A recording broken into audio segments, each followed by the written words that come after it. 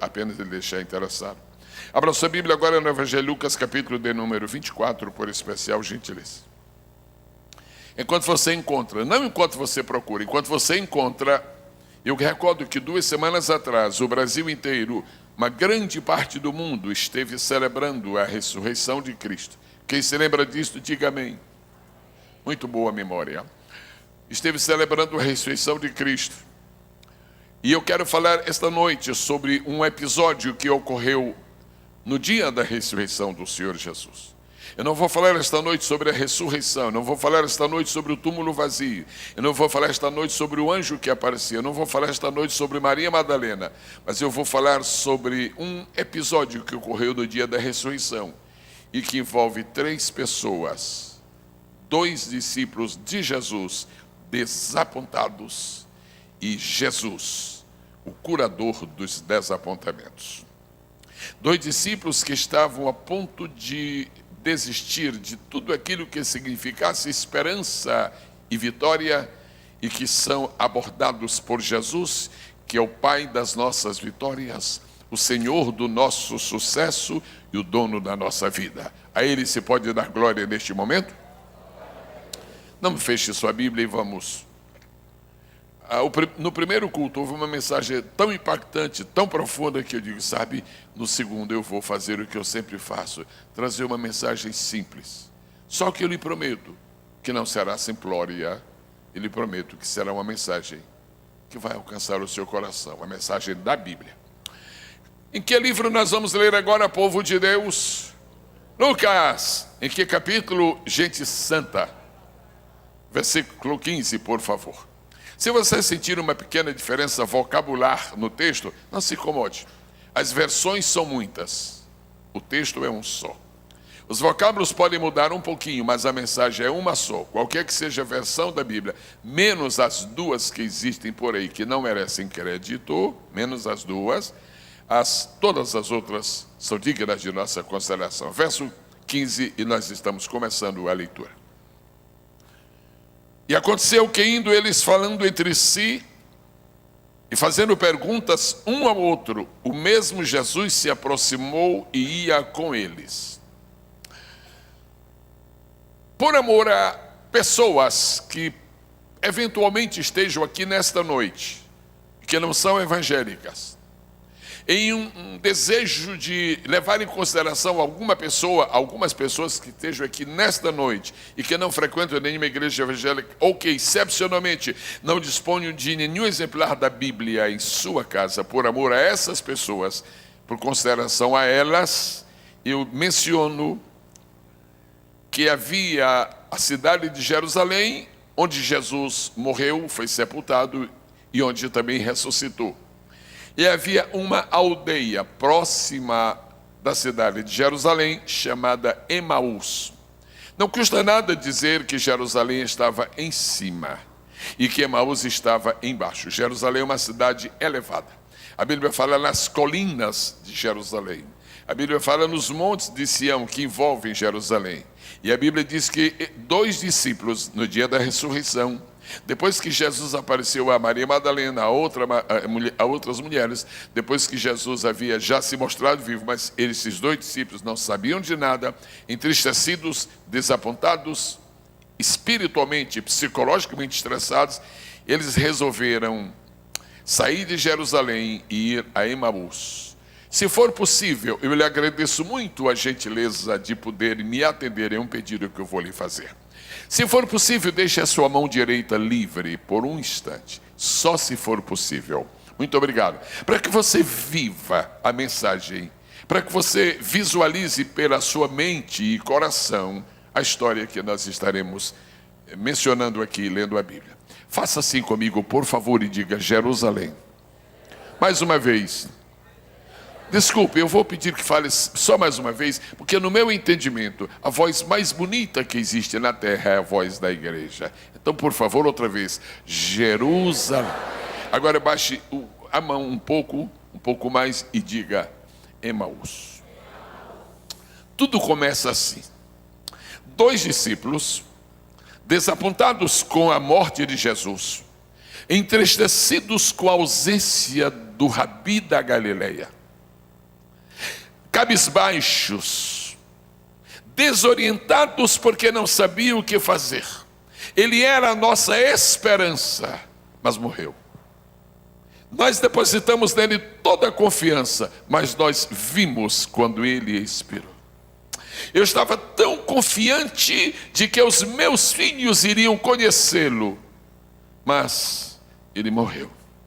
A história da morte de Jesus é a história mais impactante que existe em todo o ciclo da história humana.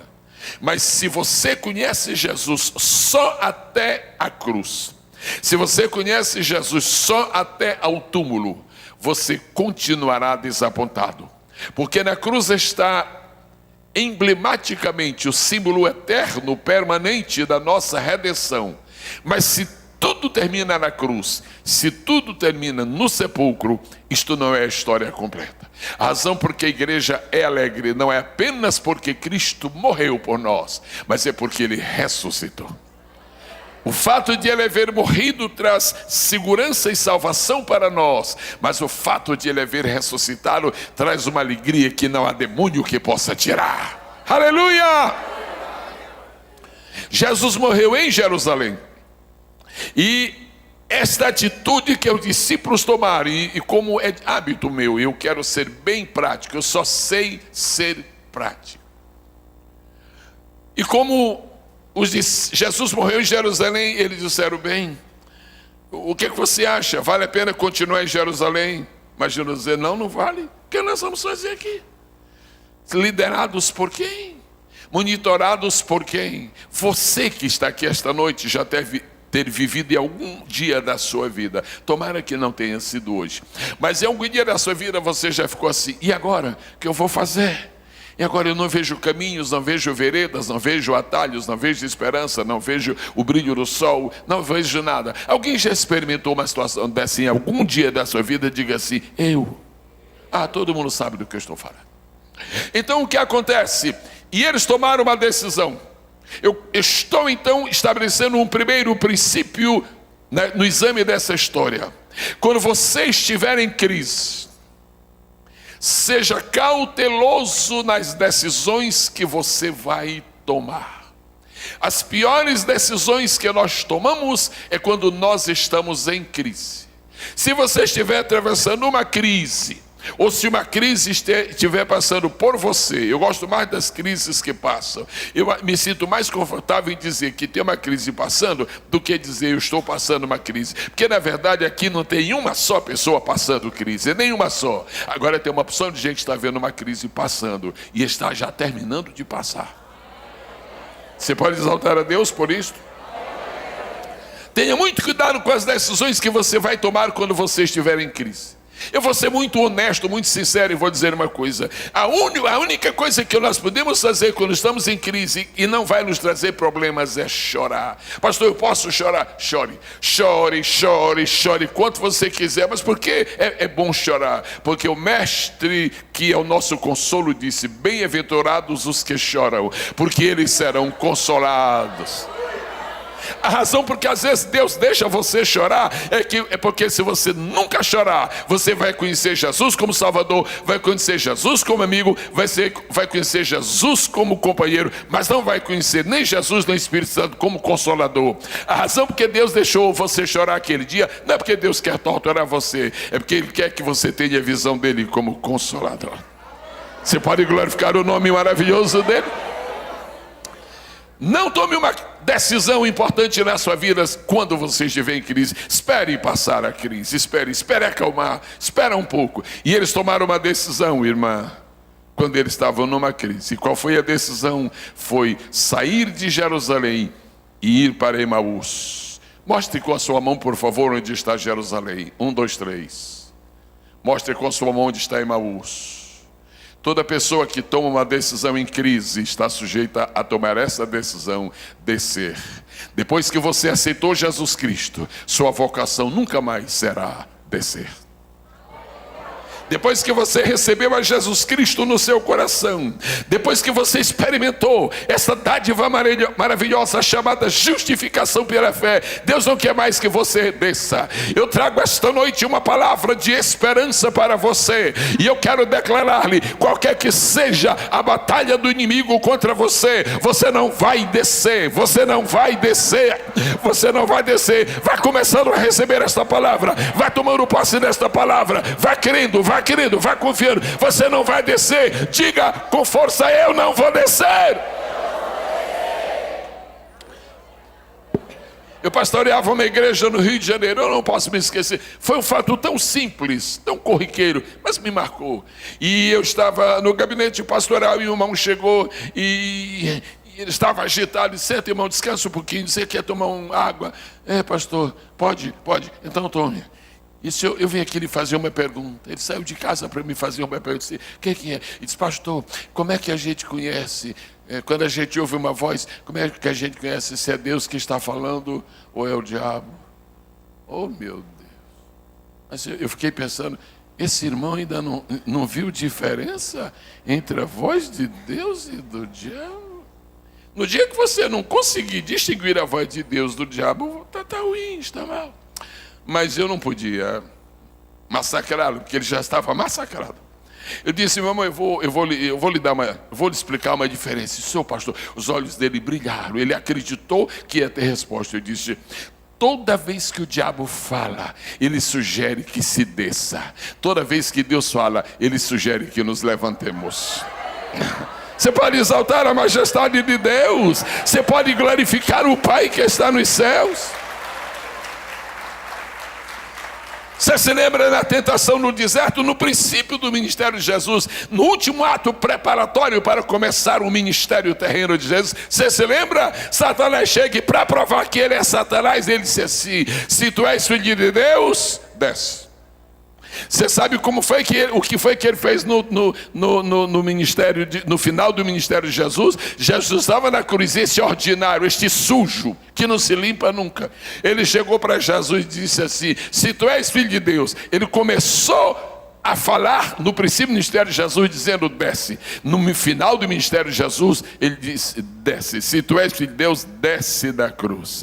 O meu prazer esta noite é dizer que Jesus já havia descido o suficiente e não iria descer mais. Jesus já havia descido o suficiente e não iria descer mais. E porque Jesus não desceu da cruz, nós estamos esta noite vivendo nas regiões celestiais.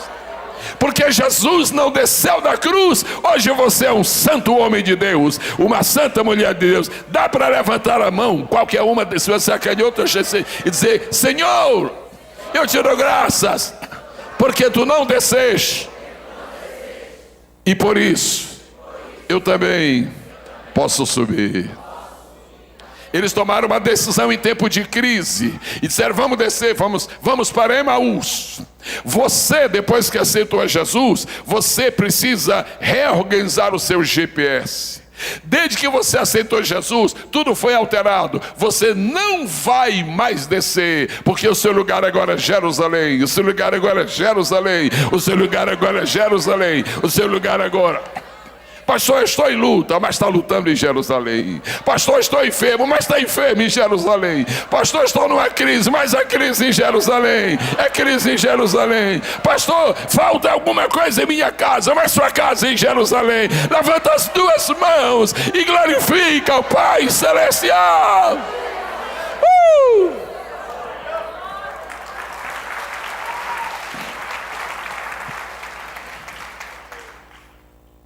Quando nós descemos, nós perdemos a noção do que está em cima, porque nossos olhos só se voltam para baixo. Quando nós estamos descendo, nós perdemos a noção do que está em cima, porque nosso olhar se volta para baixo.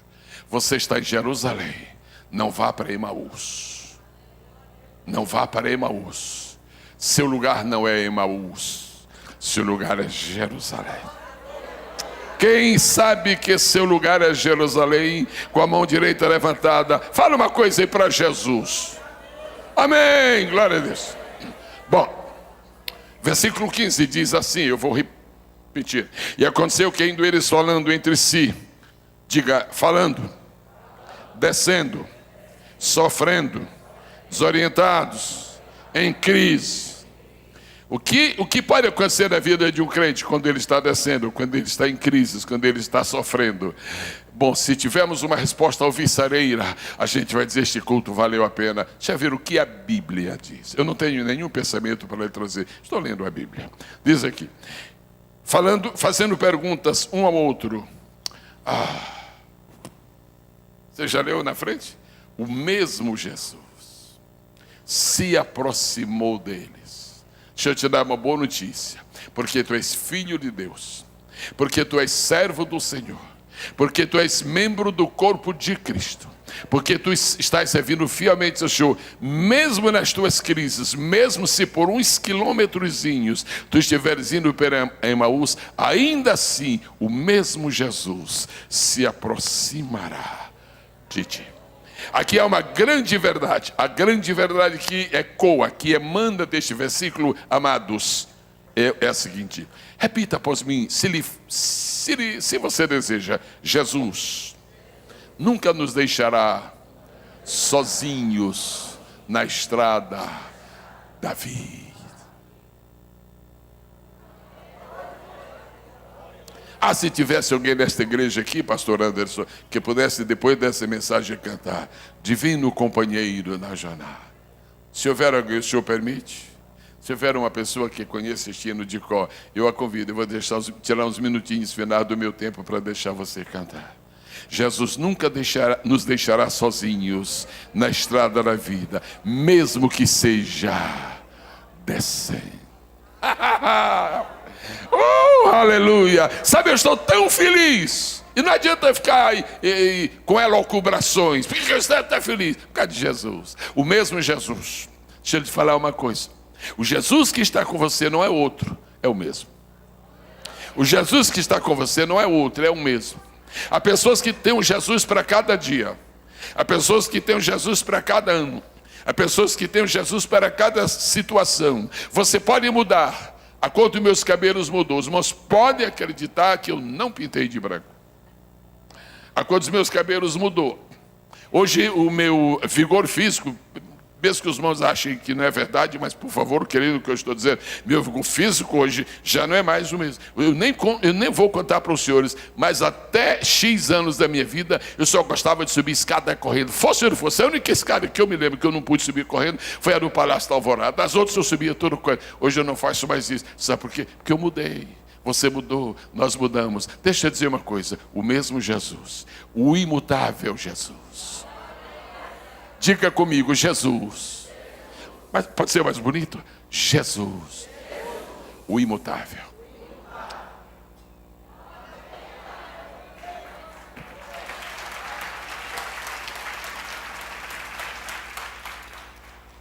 Vamos para adiante. Verso 16. Ficar só no 15 não soaria bem. Entre o verso 15 e o verso 16, você vai observar que você está visualizando espiritualmente dois homens enfermos. Dois homens enfermos. E a razão por que Jesus apareceu é porque eles estavam enfermos. Aqueles dois discípulos viram Jesus curar de todas as enfermidades possíveis. Respondam sim ou não, por favor. Eles viram Jesus curar de cegueira, de lepra, de febre, de qualquer enfermidade. Eles viram Jesus curar de tudo que é possível.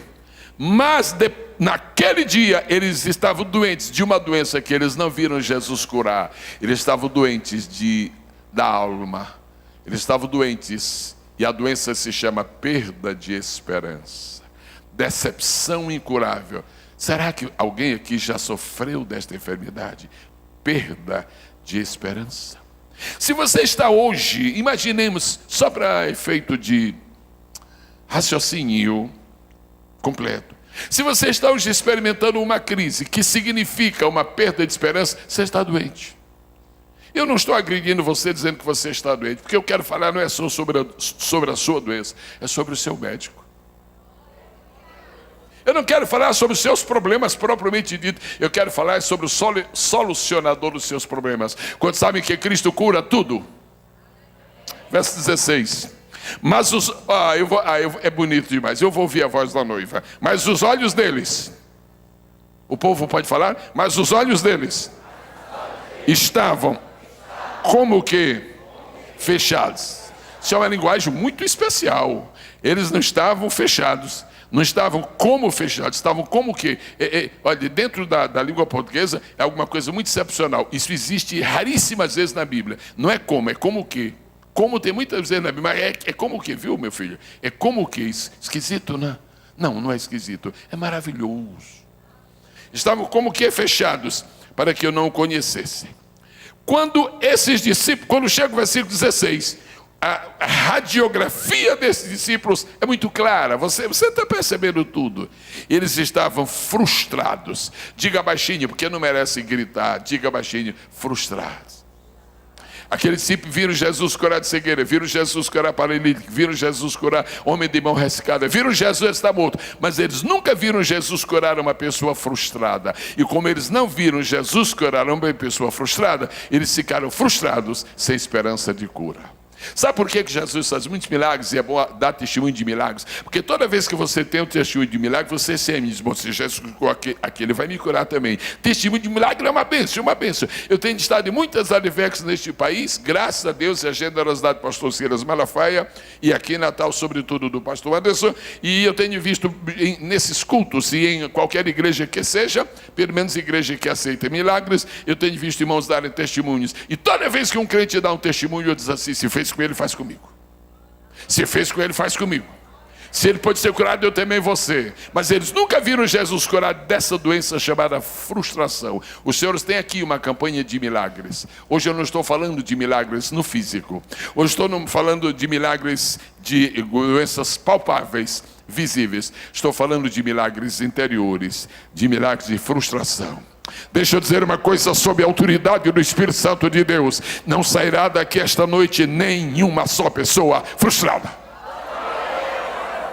Não sairá daqui esta noite nenhuma pessoa frustrada. Só quem acredita nisso é que vai dizer glória a Deus. Povo de Deus, se não se cansam, se não se machucam e se não se aborrecem comigo, repito após mim. Oh, voz bonita é a da noiva. Todas as frustrações de nossa vida decorrem do fato de não reconhecermos a Jesus. Eles estão caminhando, estão tristes, estão em crise, estão frustrados. E quando eles estão caminhando, estão tristes, estão frustrados, quem chega? Quem chega? A grande questão não é Jesus chegar, porque ele sempre chega. A grande questão é reconhecer Jesus, porque mesmo quando ele chega, às vezes nós não percebemos que ele chegou. Você nunca poderá acusar Jesus de não haver estado do seu lado, mas ele vai acusar você de não ter percebido que ele estava do seu lado. Esta noite não tem uma só pessoa desprotegida aqui. Ele está ao lado de cada um de nós. Esta noite não há nenhuma pessoa aqui desprotegida. Eles vão caminhando, rapaz, coisa triste, né? O que você achava, rapaz? Eu pensei que o fim ia ser melhor. Mas você viu que coisa? Eu estou sendo informado que é uma dispersão total. Você sabe quem desapareceu? O Tomé. Ninguém sabe para onde ele foi. O Tiago também. Rapaz, não tinha WhatsApp. E nós vamos para Emaús. E se o negócio de Emaús não estiver bom, nós vamos descer mais. Enquanto as suas frustrações não são dominadas, você sempre acha que vai descer mais. Daqui a pouco, Jesus vai curar esses discípulos. E se Jesus curou esses dois, sua cura está chegando hoje. As grandes frustrações da nossa vida decorrem do fato de nós não percebermos que Ele chegou. Quem tem esta noite a concepção verdadeira, espiritual, transparente, nítida, cristalina. Quem tem esta noite a concepção genuína de que o Senhor está ao seu lado, levante a sua mão e diga: está! Agora, para deixar o diabo nervoso, que é uma coisa muito boa, você diz assim: ele está. Agora, se você quiser assombrar os demônios, diga o nome dele. O desespero no inferno está terrível. Olha nojento. O nojento deve ser a maneira dele se tratar no inferno. Olha, idiota. O que foi sem vergonha? Olha, miserável. E deve ser a comunicação entre os demônios. Diz, olha só, olha essa dever aqui que eles estão dizendo. Eles estão dizendo que ele está. Pois saibam os demônios todos do inferno esta noite que ele está. Diga outra vez, povo de Deus, ele está. Eu queria pedir que você desse uma olhada no versículo 17. E ele lhes diz, coisa linda, e ele lhes diz, Jesus não somente chega, deixa eu te dar uma notícia. Depois eu vou pedir que todo mundo se transforme aí, estou falando isso com respeito, viu, por favor, eu não quero, eu estou pedindo que cada pessoa se transforme agora, Dr. Albert, cada pessoa vai se transformar agora numa estação repetidora. É o seguinte, eu vou falar primeiro, aí cada um de vocês fala para alguém que vocês querem, estação repetidora. O que eu vou falar é o seguinte, quando ele chega, ele não chega mudo. Fala aí, vai. Quando ele chega. O problema não é Jesus estar mudo, o problema é nós estarmos surdos. O problema não é Jesus estar mudo, porque ele não está mudo. Ele está falando. O problema é que ele está falando e nós estamos surdos. É como cidadão que diz, pastor, isso faz tantos anos, essa gente, pastor, naquele tempo de rádio, sabe aqueles rádios de pilha? Sabe? Bom, eu estou falando de coisa arqueológica. O irmão diz, pastor, o que aconteceu, pastor? Comprei esse rádio. Eu queria ver o programa do missionário Lourenço Alço. Alguma pessoa sabe o que eu estou falando? É antigo, mas é verdadeiro. Só é que, e meu rádio não presta isso. Mas como não presta, irmão? Comprei agora, irmão. Agora, e não presta, não ouço o programa. E estava o horário passando, eu queria tanto ouvir o programa. Eu chamei um rapaz, meu irmão, dá uma ajuda aqui. Esse menino foi lá. Aí o rapaz falou no meu ouvido, pastor, é que está na estação errada. O rádio estava bom, mas estava mal situado. Jesus está falando, você não está ouvindo, porque você está sintonizando a estação errada. Você está ouvindo outra voz, porque você está noutra estação. Por que nós temos cultos? Por que nós temos cultos? Por que a igreja se reúne? Porque cada vez que a igreja se reúne, Jesus acerta a nossa estação. Cada vez que nós nos reunimos, já diz, meu filho, um pouquinho para a esquerda, um pouquinho para a direita, e agora? Agora está falando. Meu filho, a Bíblia diz que havendo Deus antigamente falado, continua falando. Deus nunca parou de falar, nós é que paramos de ouvir. Deus nunca parou de falar, completa a sentença, nós é que paramos de ouvir. E Jesus chega e começa a falar. E os dois, doentes de frustração, não ouvem. Nós falamos tanto em milagres, nós precisamos tanto de milagres. Quando eu fui ao consultório do Dr. Albert, estava com um problema tão grave nos meus olhos. Quando eu li a história de Saulo de Tarso, que ficou cego em 3 dias, eu sei o que é isto por experiência, eu já fiquei cego em 3 dias. E depois disto, depois de uma cirurgia, depois de outra cirurgia, a coisa complicou. E eu vou dizer uma coisa aos irmãos, eu comecei a me condicionar, a me preparar para viver cego, porque eu não via solução. Eu dizia, olha, eu não reclamava, mas Jesus, e eu já estava, eu dizia, onde é meu quarto? Onde é minha cama? Como é? Estava me condicionando. Mas um dia o Senhor Jesus operou completamente. E eu louvo a Deus por ele. Deixa eu dizer uma coisa, teus problemas têm um fim. Tua dificuldade tem um fim. E a boa notícia que eu quero dar, discípulo de Emaús, vocês continuam descendo. Enquanto vocês continuarem descendo, vocês não vão estar 100%. Agora tem uma coisa, quem resolve o problema de vocês está aí perto de vocês, que vocês não estão vendo, mas Ele vai solucionar. Coisa muito linda. Você pode exaltar esta noite a majestade do Senhor. Agora, irmãos, nós vamos para o verso seguinte, verso 17. E ele lhes disse, que palavras são essas que, caminhando, trocais entre vós, e por que estáis tristes? 3 coisas que eu quero deixar diante de você esta noite, se você puder conservá-las por um tempo, pelo menos até a próxima mensagem, então já é alguma bênção. Primeiro, quando você estiver triste, quem se lembra? Número 1, quando você estiver triste, Quem se lembra? Não tome decisões. Quando você estiver em crise, não tome decisões. Quando você estiver em crise. Segunda regra, quando você estiver em crise, fale pouco. O que foi que Jesus perguntou? O que é que vocês estão falando? Quando nós estamos em crise, muito cuidado com as nossas decisões. Quando nós estamos em crise, muito cuidado com as nossas palavras. Terceiro, quando nós estivermos em crise, sejamos muito cuidadosos com o nosso estado de espírito. Se você fica triste na crise, a crise... Escutem, crise é um tapete. Crise é um tapete. Crise é um sofá. Crise é uma cama. Crise é uma cadeira. Se você ficar triste na crise, a crise senta na cadeira. A crise deita na cama. A crise rola no tapete e não sai de lá. Se você quer vencer uma crise, tire o tapete da tristeza. E dentro da crise diga, está tudo esquisito, mas eu estou alegre. Está tudo o contrário, mas estou alegre. Quando você encontrar um crente, pastor, estou tão fraco. Quando você encontrar um crente, pastor, não era por mim, mas porque eu estou tão triste. Na verdade, o que essa pessoa tem é que a sua tristeza roubou a sua força. Alô? Tristeza rouba força. Alô? Tristeza rouba. Mas como rouba? Onde é que está isso na Bíblia, amado? No livro de Neemias. A alegria do Senhor é a nossa força. Alegria do Senhor. Só os homens completam. Alegria do Senhor. As mulheres vão falar mais alto que vocês. Alegria do Senhor. Eu falei, eu avisei. Alegria do Senhor, todo mundo agora.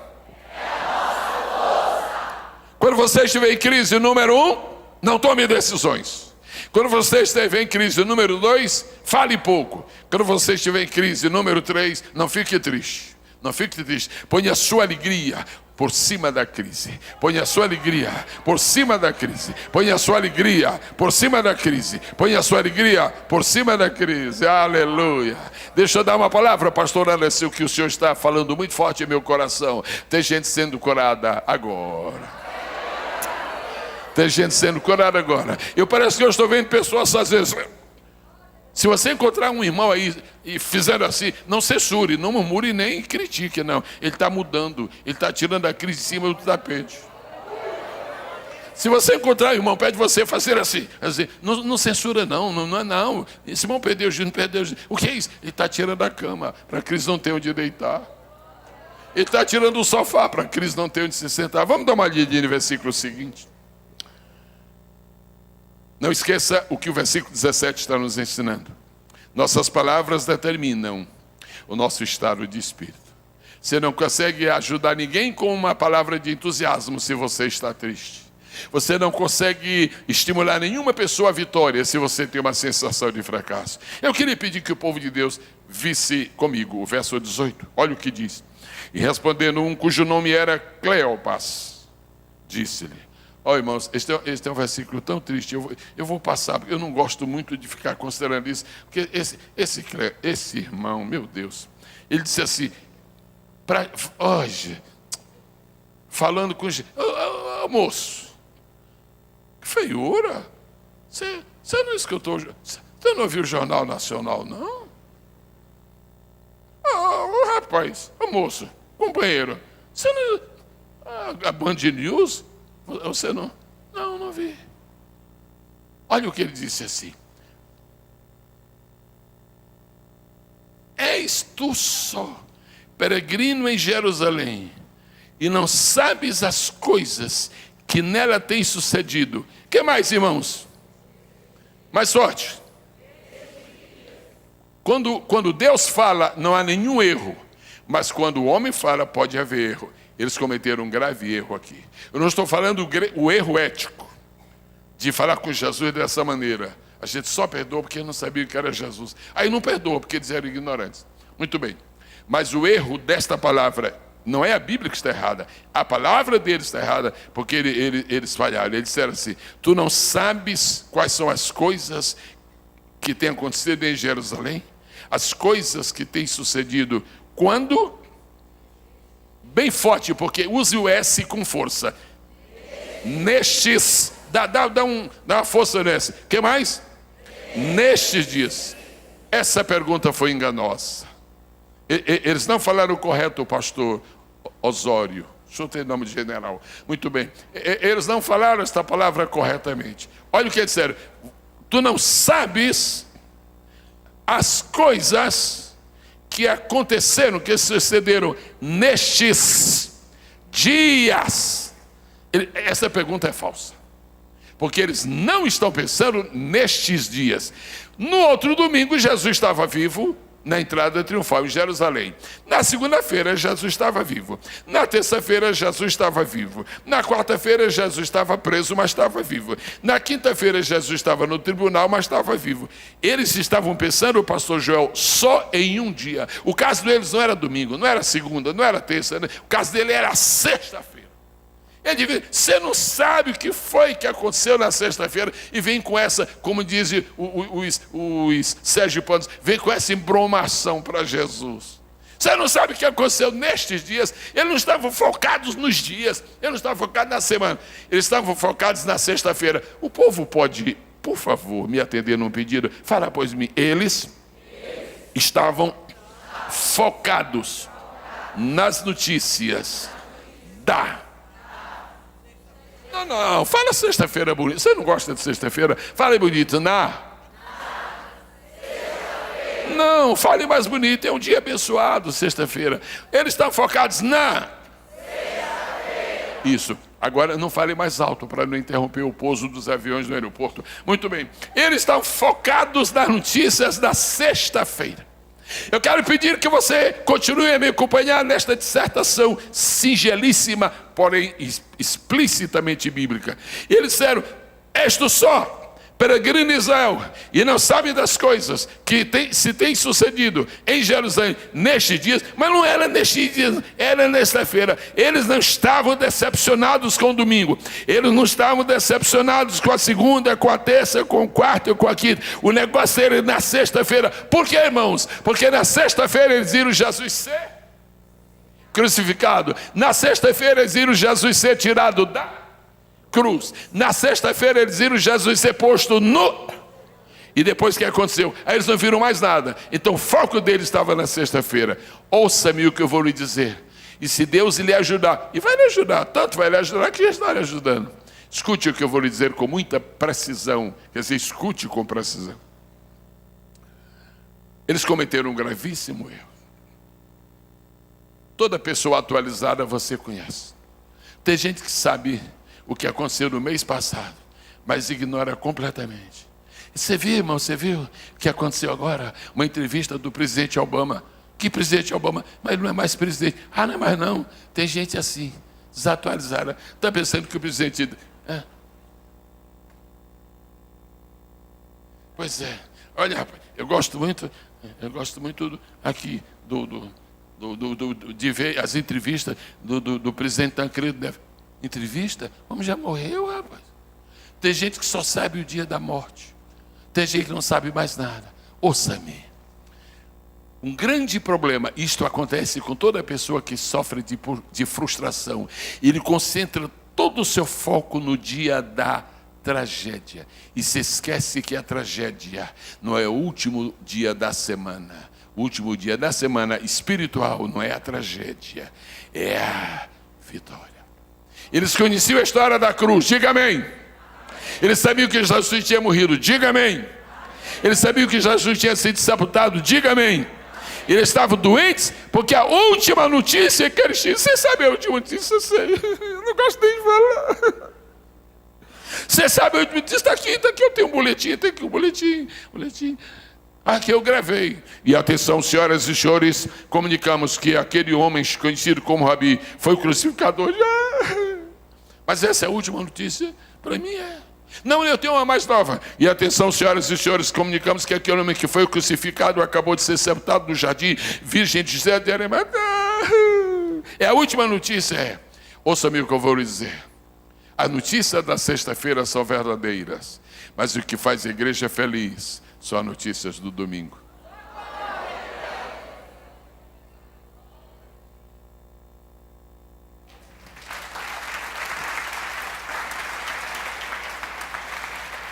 Aí Jesus chega, vocês podem ver esta notícia aqui.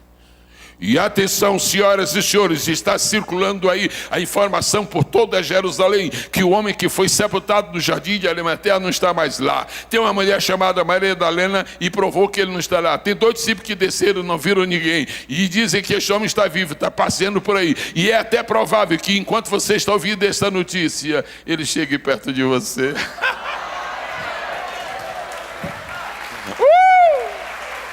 Se você está aplaudindo o Nazareno, faça isto com entusiasmo.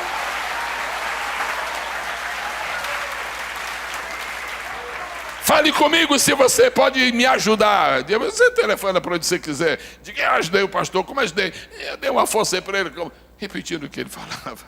Ok, se você pode repetir, se você pode colaborar comigo, então diga, eu acredito nas notícias da sexta-feira. Mas elas não são as últimas. Eu tenho o boletim de notícias do domingo. Aleluia, aleluia, aleluia. Eu quero celebrar com você esta noite as notícias do domingo. Eu quero celebrar esta noite as notícias do domingo.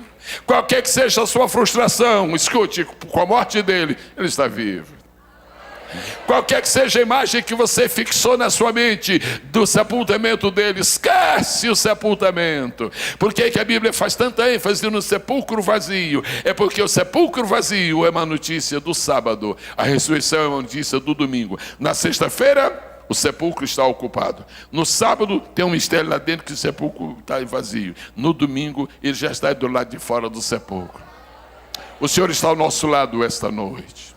Há uma presença tão rica, há uma presença tão real, há uma presença tão plausível. Qual é o teu problema? Qual é a tua dor? Qual é a tua frustração? Qual é a tua crise? Qual é a tua dificuldade? O que está acontecendo contigo? Ele está vivo. Ele está vivo. Eu quero pedir uma coisa ao meu Pai Celestial esta noite. Deus, põe no coração de cada pessoa que está aqui, que tem que focar agora as notícias do domingo. As notícias do domingo. As notícias da sexta são verdadeiras, mas não são as últimas. As notícias da sexta-feira são verdadeiras. Complete o que eu acabei de falar. Mas não são as últimas. Sabe como é que a gente diz isto? É assim, a gente baixa a cabeça e diz,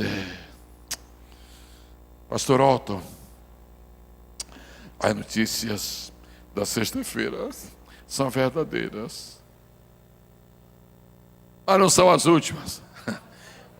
O sábado é o hiato que faz você voltar-se do túmulo com Jesus para um Jesus fora do túmulo. Notícias do domingo. Nós estamos já nos encaminhando para uma conclusão, mas eu quero terminar no fim, porque é uma feiura terminar as coisas no meio. Versículo de número 19. E ele lhes perguntou quais, e eles disseram, ai meu irmão, olha só, ai Jesus, está aqui. As que dizem respeito a Jesus Nazareno, falando com o próprio. Falando com o próprio. Você não sabe de nada, rapaz. Onde você está vindo? Que eles não viram de onde Jesus veio. Porque aqui não diz que Jesus veio. Aqui diz que Jesus apareceu. Uma coisa interessante. Chegar é uma coisa, aparecer é outra. Chegar é quem está caminhando, está vindo, estava longe, estava perto, chegou. Aparecer é quem já estava aqui e a gente não tinha visto. Jesus está aqui. Se você não viu, é porque ele ainda não apareceu para você, mas ele está aqui. Tão real e poderoso, tão transparente e genuíno como naquele dia. Aos que diz respeito a Jesus Nazareno, que foi homem e profeta. A Bíblia registrou, porque a Bíblia é a verdade. Quando você estiver em crise, fale pouco. Você se lembra do que eu falei há poucos minutos? O erro deles, que focaram nesses dias e não era verdade. Quem se lembra disso? Eu me lembro. Muita gente se lembra, quase todos. Só aquele irmão ali, mas tudo bem. Agora, eles voltaram a cometer um equívoco. Se você falar muito quando você estiver em crise, você vai só falar tolice. Olha outra tolice que eles falaram. Jesus perdoa, Jesus é bom demais. Agora, se eu perdoo, mas eu mando escrever na Bíblia. Eu perdoo, vocês estão perdoados, agora vai ficar escrito. E daqui a 2000 anos, nada e ver que vão pregar sobre isso. Ok. As que diz respeito a Jesus Nazareno. Repita aí, povo de Deus. Agora diga, lê as próximas 4 palavras. Aqui está o grande erro deles. Aqui está o grande erro deles. Quem não crê na ressurreição, considera Jesus um homem do passado. Quem não crê num Cristo vivo, considera Jesus um personagem histórico. Quem não crê na ressurreição, tem uma imagem de Jesus para trás. E eles cometeram um grave erro e disseram, quais notícias? Fala para mim. Se aquelas que dizem respeito a Jesus de Nazareno, que foi? Diga baixinho, com pena deles, diga que foi. Muitas pessoas nunca são curadas, porque elas acham que Jesus foi médico. Muita gente nunca recebe uma resposta de Deus para os seus problemas, porque acham que Jesus foi. Deixa eu dizer uma coisa que todo mundo sabe, mas que é conveniente relembrar. Jesus não foi, Jesus é. Jesus não foi, Jesus é. Eu vou repetir, Jesus não foi, Jesus é.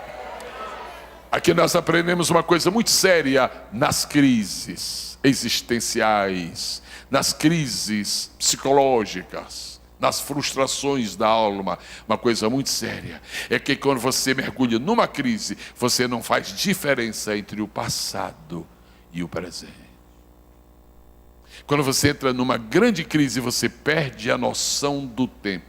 Você diz que uma coisa que é, já foi. Você diz que uma coisa que já foi, é. Você diz que uma coisa que nunca foi, você diz que vai ser. Aí você faz uma confusão tão grande. Fale pouco quando você estiver em crise. E daí o que vai acontecer? Porque se você falar pouco, Jesus vai falar muito.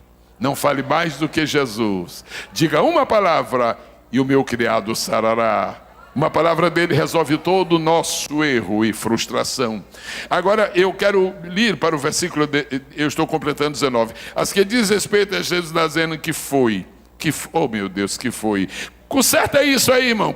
Não é consertar a Bíblia, é consertar essa reportagem do rapaz. Eu vou dizer o erro que foi. Os irmãos, por favor, dê um jeito nisso. Que foi? Que foi? Que foi? Sabe o que eu descobri agora quando vocês falaram? É que se vocês estivessem lá no caminho de Emaús, vocês não teriam dito o que foi. Vocês teriam dito que é. Nada disso. Vocês estavam descendo para Emaús, vocês iam fazer a coisa. Só diz que é quem está em Jerusalém. Quem tem Emaús só tem essa história de foi. Vamos para o versículo de número 21. E terminando de número 19, eu quero só dizer, nosso Jesus não é um Jesus histórico, é um Jesus eterno, é um Jesus transcendental. Eu gostei dessa, eu vou repetir, eu vou repetir. Jesus, nosso Jesus, meu Jesus, não é um Jesus histórico, é um Jesus. Mas o senhor está falando assim com raiva, estou com raiva de quem? Com raiva do demônio que anda mentindo. Jesus, nosso Jesus não é um Jesus histórico, é um Jesus eterno e transcendental. Escuta, olha uma coisa aqui, eu estou aqui na tribuna olhando para você, não sei se vocês têm a mesma visão que eu tenho, mas dá quase para ver Jesus passeando no meio de vocês. Dá quase para ver Jesus tocando em vocês. Dá quase para ver Jesus tirando tua dor. Dá quase para ver Jesus agora te abençoando. Dá quase para ver Jesus. Ele não foi, ele é. Ele não foi, ele é. Ele não foi, ele é. Ele não foi, ele é. Glorifica a Deus. Ele não foi, ele é.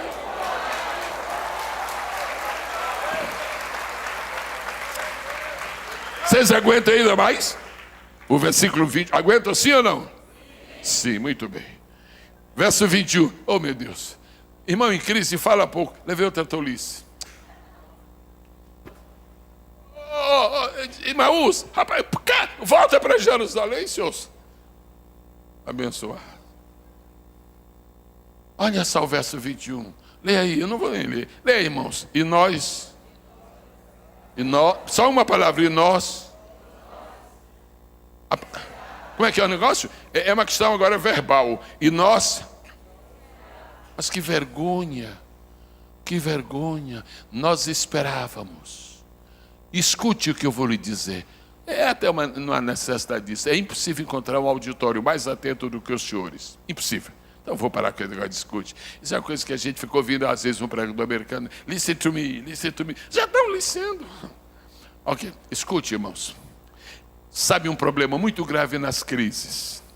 É que toda vez que nós mergulhamos numa crise, nós pomos a nossa esperança para trás. Nós esperávamos. Quando você põe a sua esperança para trás, você não tem futuro. A esperança é a virtude que garante o seu futuro. Vocês sabiam que a fé se apoia no passado? Sabiam? A fé se apoia no passado. No passado, pastor, isso não é uma heresia. Não, a fé se apoia no passado. Sabe por que sabe como é que eu creio? Eu creio assim, Jesus falou comigo ontem que eu vou ser vitorioso. Falou ontem que eu vou ser vitorioso. Hoje eu creio que eu vou ser vitorioso, que Jesus falou ontem. Fé se apoia no passado. Agora, por favor, irmãos, esperança se apoia no futuro. A esperança é olhar da alma para o futuro. A fé é a segurança de que é real o que Jesus nos falou ontem. Aleluia. Bendito seja o nome do Senhor. Nós esperávamos. Olha, só para nós. Para não deixar mal os discípulos do caminho de... Vou falar bem baixinho para não deixar mal. Não foi uma feiura? Fala aqui. Foi. Não, baixinho. Foi ou não foi uma feiura? Foi. Nós esperávamos. Pastor, não vou mais não vou mais para o culto não.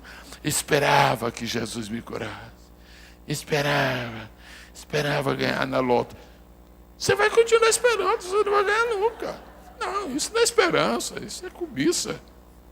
Muito bem. E nós esperávamos que fosse ele o que remisse Israel. Agora, olha o triste, mas agora. Essas duas palavras são emblemáticas. Elas falam sozinhas, eu não preciso dizer nenhuma palavra, elas falam forte, mas agora. É o seguinte, meu amigo, a gente já sabe que você é meio trouxa, a gente já sabe que você está desatualizado, sabe que você está no outro mundo. Isso é verdade. Isso é verdade, ele está no outro mundo. Nós esperávamos que ele fosse, que ele remisse, mas agora. Essa é uma das palavras mais tristes que uma pessoa pode pronunciar quando está mergulhado numa crise. Eu orei até ontem, mas agora eu parei de orar. Eu jejuei até ontem, mas agora eu parei de jejuar. Eu fui à igreja até domingo passado, mas agora eu não vou mais. Mas agora, nunca use palavras, mas agora, quando você estiver em crise, porque elas serão falsas. Elas não traduzem a confiança em Deus. Olha o que eles disseram. Mas agora, já sendo o terceiro dia que essas coisas aconteceram. Eu passo deste versículo para o outro para chegarmos à conclusão, dizendo uma coisa. Depois que nós lemos este versículo e o Espírito Santo trabalha em nosso coração, eu quero escrever rapidamente aqui numa faixa e pôr essa faixa. Tá, já terminei. Põe ali, está ali. Focaliza ali. Põe ali o foco ali. Sabe o que está escrito ali? Nossa esperança não está morta. Eu quero lhe sugerir que cada vez que você entre nesta casa e você dê uma olhada ali, espiritualmente, veja o que é que está escrito ali. Você não está vendo ali porque isto não é material, é espiritual. Mas eu vejo uma faixa que está ali, emanando do próprio trono de Deus e dizendo: povo de Deus, a esperança de vocês não está morta. Qualquer que seja o problema que você enfrentar, qualquer que seja a sua necessidade, eu quero lhe pedir que tenha uma santa coragem, uma poderosa ousadia. Você põe a mão agora no seu coração, 1, 2, 3, põe e diga: Deus, qualquer que seja o meu problema, eu declaro, minha esperança não está morta, minha esperança não está morta, minha esperança, daqui a pouco aparece até música, minha esperança não está morta, minha esperança não está morta, minha esperança não está morta, minha esperança não está morta. Qualquer música serve. Qualquer música serve, qualquer melodia. Minha esperança não está morta, minha esperança não está morta, minha esperança não está morta. Oh, povo de Deus, Arivec e Natal, reunido aqui hoje, nossa esperança não está morta. Agora eu vou dizer uma coisa, eu estou recebendo uma ousadia especial do céu. Eu vou dizer, vai ser um desespero no inferno. E daí eu vou falar, além de nossa esperança não está morta, ninguém vai conseguir matá-la.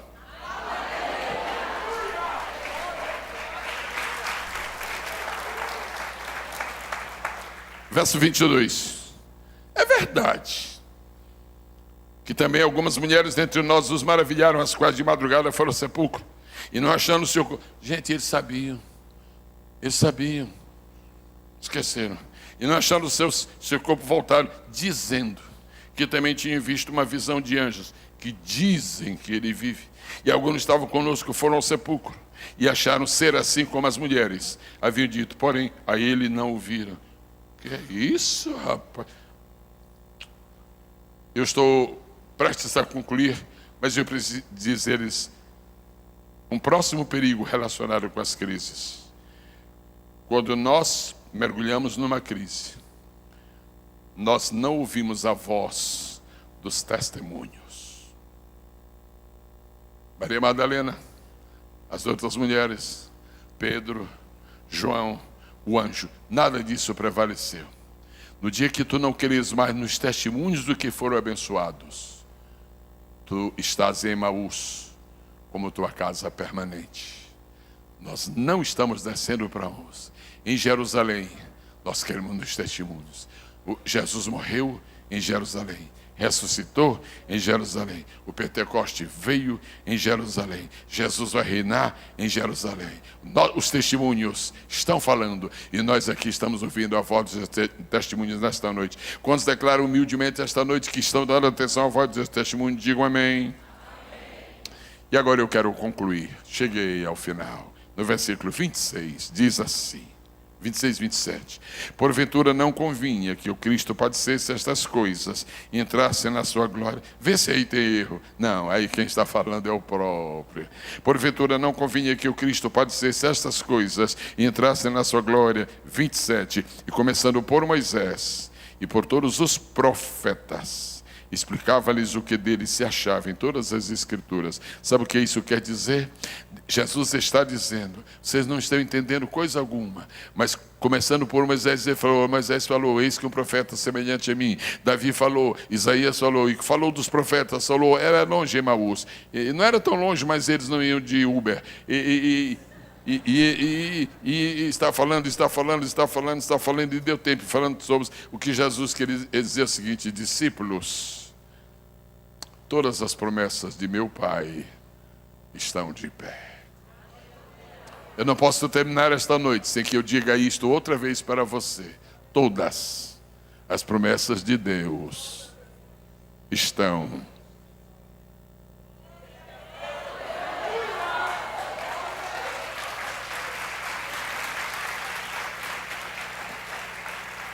E chegando à aldeia para onde iam, e ele fez como quem ia para mais longe. Eles o constrangeram dizendo, e finalmente, como Jesus já havia falado a palavra de Deus para eles, agora as luzes estavam começando a refulgir, e então eles começam a entender no seu coração as novidades espirituais, e eles dizem duas palavras. Se durante a crise eles tivessem dito só essas duas palavras, as coisas teriam sido bem diferentes. Enquanto eles falaram muito, eles não conseguiram nada. Quando eles resumiram sua palavra, eles conseguiram tudo. As duas palavras são estas: fica conosco. Fica conosco. Fica conosco. Fica conosco. E sabe como é que a história termina? É uma história tão linda, diferente de todas as outras histórias dos historiadores humanos, lineares, horizontais. Diz assim, e entrou. Eu quero pedir que você diga comigo, e entrou. E entrou. Agora, diga as duas próximas palavras. E entrou. As duas palavras seguintes. Duas palavras só. E entrou. As palavras seguintes. E entrou. Entrou o quê? Entrou o quê? Não é possível. Está isso na Bíblia? Toda a minha esperança se fundamenta nisto aqui, nesta história bonita. Olha aqui. E entrou para ficar. Eu quero te dar uma notícia muito linda. Houve um dia na vida que tu aceitaste a Jesus, sim ou não? Houve um dia que ele entrou na tua vida? Por mais que o diabo te tente e te persiga, guarda isso. Ele entrou para ficar.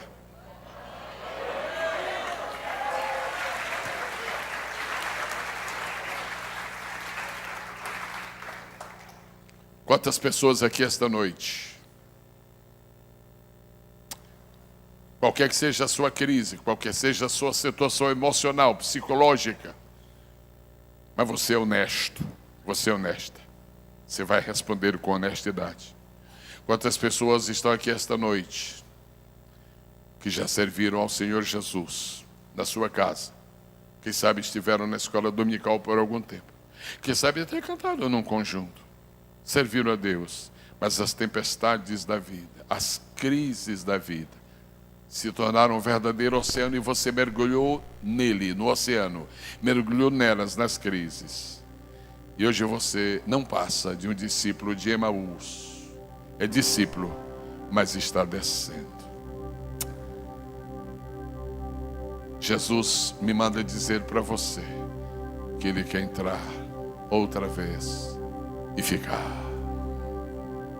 Quantas pessoas declaram esta noite que já serviram a Deus, mas hoje estão afastadas da comunhão com a igreja, com Deus, etc.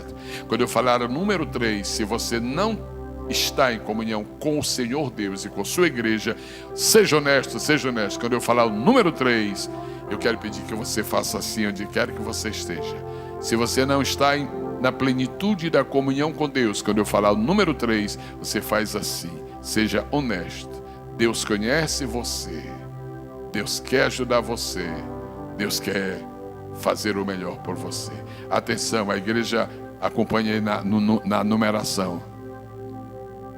1, só faltam 2. Quando nós falarmos 3, eu quero pedir que você faça assim, para se cumprir na sua vida o que está escrito aqui. E entrou para ficar. Atenção, igreja. Oh meu Deus, só falta 1. Espírito Santo, ajuda. Move-te, Espírito Santo.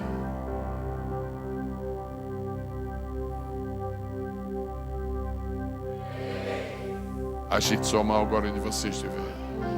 Eu estou vendo uma mão ali.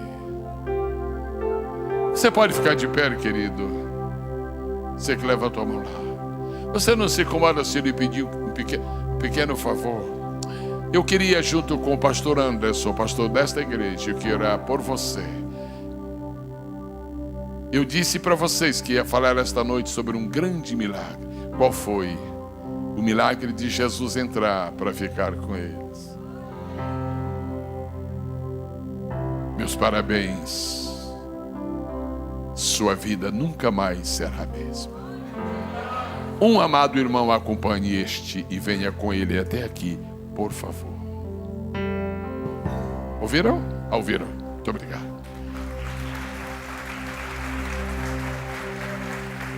Ok. Aqui está a primeira pessoa.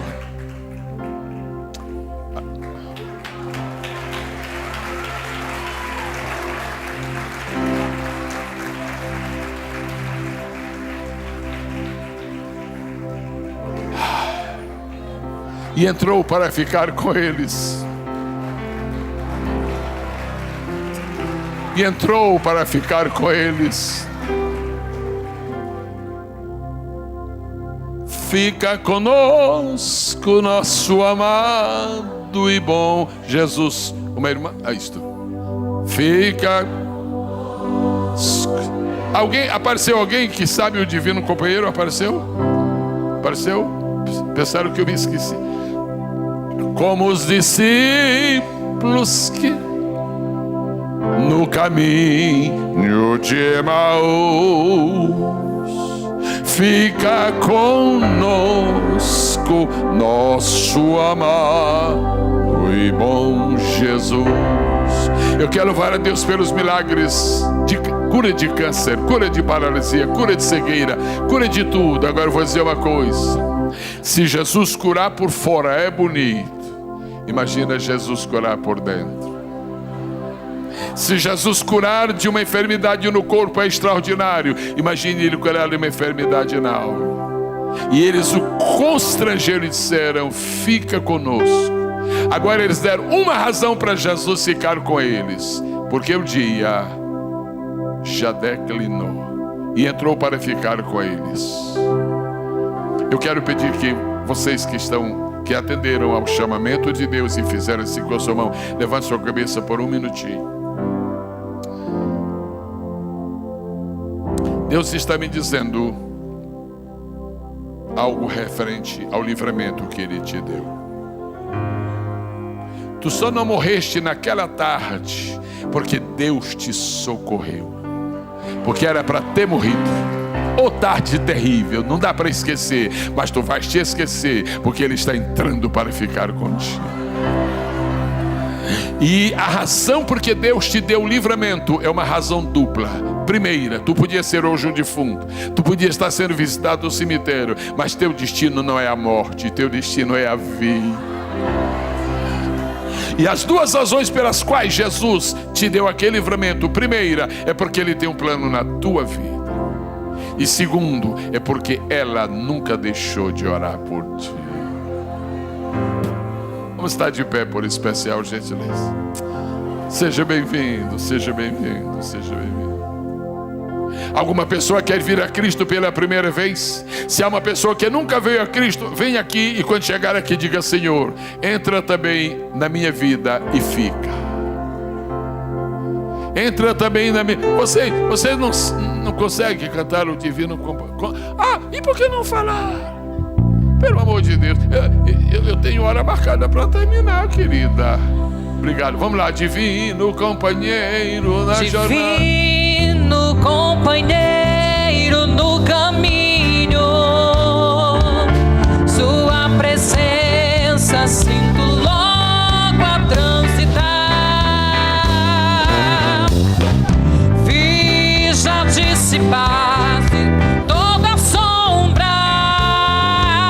já tenho luz, o amor. Fica, Senhor, já se faz tarde. Tens meu coração para pousar. Faz em mim morada permanente. Fica, Senhor, meu Salvador. A sombra da noite se aproxima e nela o tentador vai chegar. Não me deixes só no caminho. Ajuda-me